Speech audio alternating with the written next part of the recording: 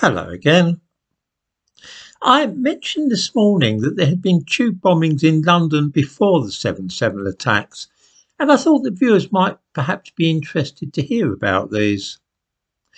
There is a popular and wholly mistaken belief that terrorism is somehow a modern scourge, one which has only emerged in the last 30 or 40 years. Nothing could be further from the truth. When the so-called 7/7 attacks were carried out on London tube trains in 2005, it was widely assumed that nothing of the sort had ever been seen in the capital. In fact, the first bomb attacks on commuters using the London Underground took place not in 2005, nor during the IRA campaigns of the 1970s, but in the reign of Queen Victoria. The forerunners of the IRA were a group called the Irish Republican Brotherhood, otherwise known as the Fenians. In 1868, they were responsible for the greatest loss of life in a terrorist explosion in London prior to the 7/7 attacks, when 15 men, women and children were killed by the detonation of a quarter of a ton of gunpowder in Clerkenwell, outside the prison that used to be there, the Clerkenwell House of Detention.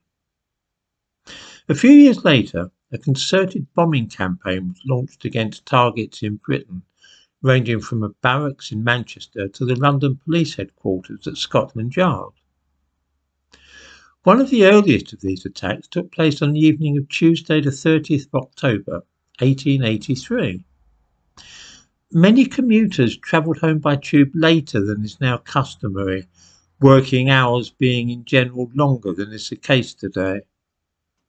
At a few minutes past 8 on that Tuesday, a Metropolitan Railway train had just left Edgware Station heading towards Paddington when there was a terrific explosion, likened by some to a clap of thunder and by others to the sound of artillery. A bomb had exploded on the track as the westbound train passed it. By an eerie coincidence, the bomb went off at exactly the same spot as the bomb which was detonated on a train leaving Edgware for Paddington 122 years later, when the Islamist suicide bomb was struck in 2005. Fortunately, nobody was killed by the explosion in the tunnel near Edgware Station in the 1883 attack, although 50 people were injured by flying glass. This was caused when the windows shattered due to the blast. In another uncanny foreshadowing of the 7/7 attacks, a second bomb had been timed to explode simultaneously with the one at Edgware. This one went off in the tunnel on the District line between Charing Cross and Westminster stations. The only injuries caused were to passengers standing on the platform at Charing Cross, some of whom were knocked over by the force of the explosion. There was another explosion on the tube on the evening of Friday, 2nd of January 1885, when a bomb was detonated in the tunnel between King's Cross and Gower Street. The only casualties were a few cuts and scratches caused by broken glass. It was a miracle that none of the commuter trains targeted by the bombers in the 1880s had been killed. The reason was perhaps that the bombs had been planted on the track rather than inside the carriages.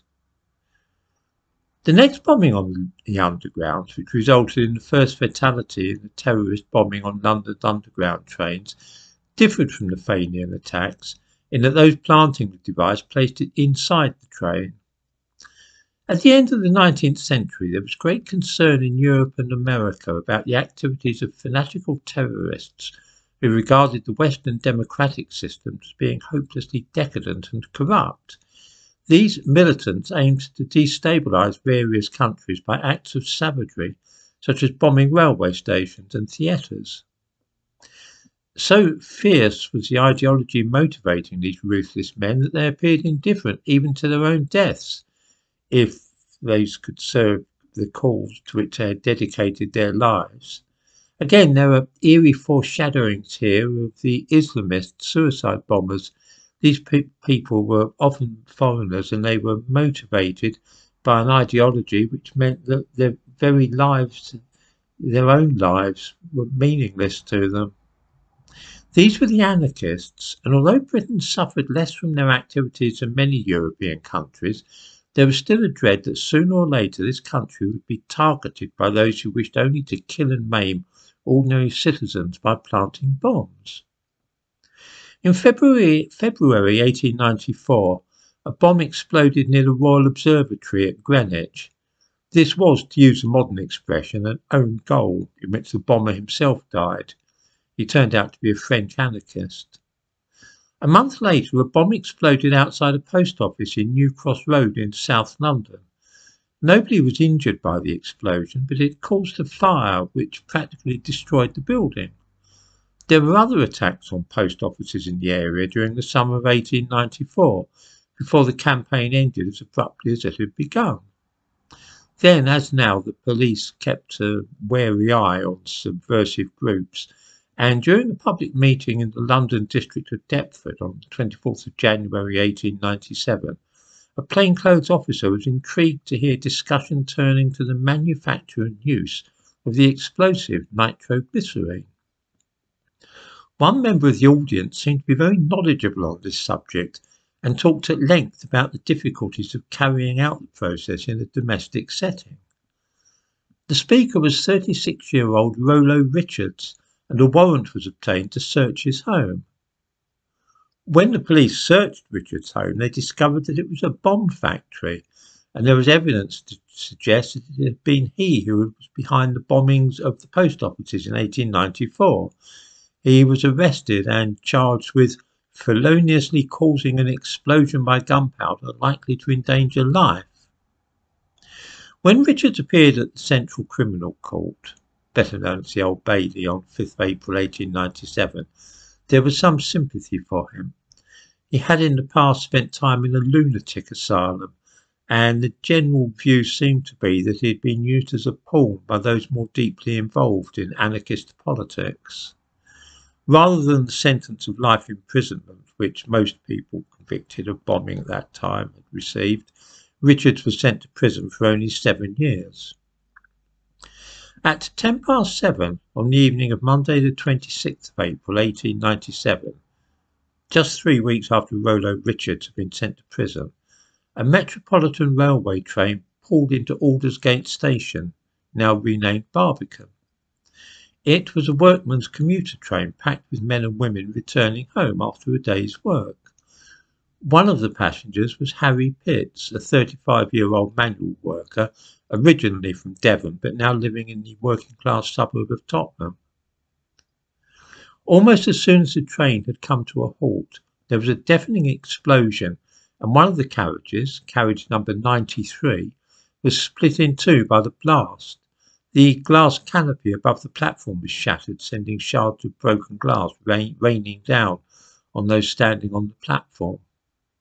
Another train had many of its windows blown out by the force of the blast. A lot of injuries were caused by flying glass, but Harry Pitts, who had been standing nearest to the spot where the explosion had occurred, was gravely injured, and he died later that day at St Bartholomew's Hospital. A contemporary drawing of this incident may be seen in the thumbnail to this video.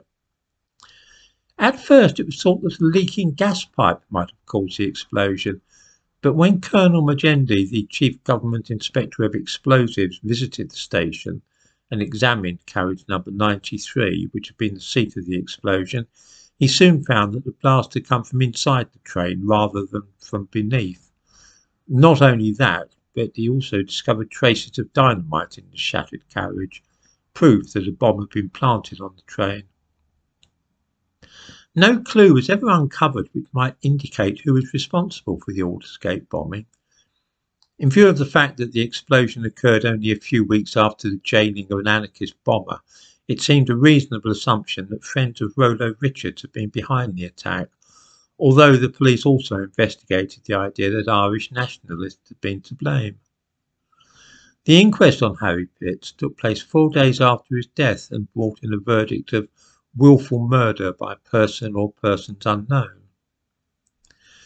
A bizarre memento of the bombing of the tube train in 1897 may be seen today at the London Transport Museum in Covent Garden.